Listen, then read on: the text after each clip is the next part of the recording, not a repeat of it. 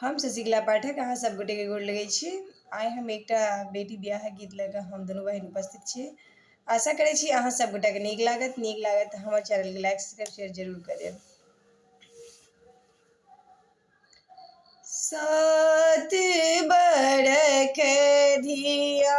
आनी ने जानी, आठम बरख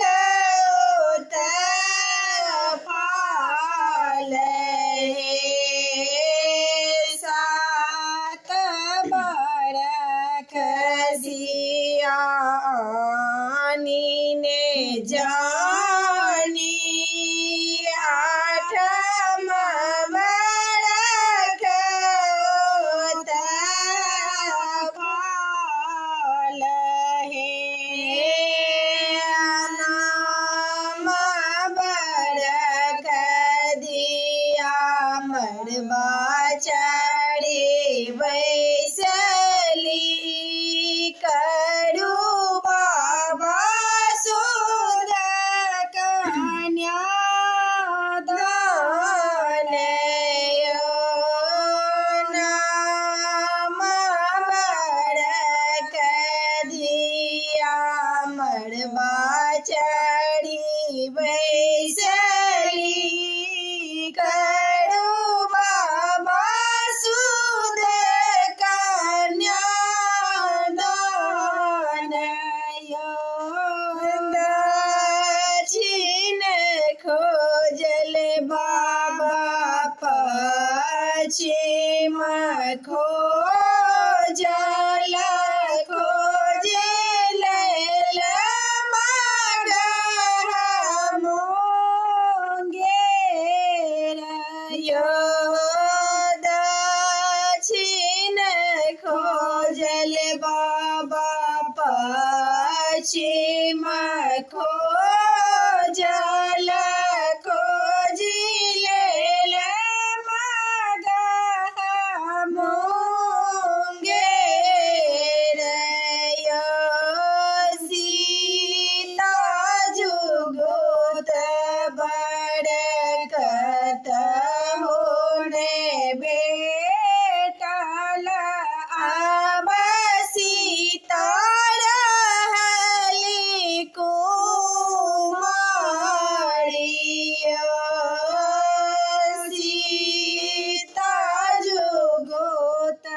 बरकत होने भेटल, अब सीता रहली कुमारी यो, जाहो बाबा अयोध्या नगरी, राजा दशरथ जी के द्वार यो, जाहु बाबा अयोध्या नगरी, राजा दशरथ जी के द्वार यो, राजा दशरथ जी के चारि बालक तिलक जेठ के तिलक चढ़बयो, राजा दशरथ जी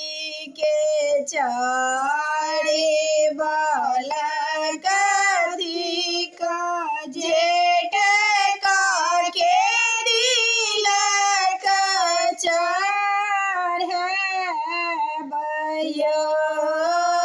श्याम बरन देखी जोने भोलो बाबा, श्याम बरन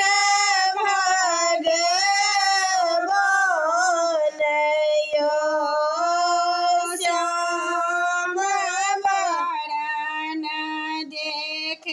जोने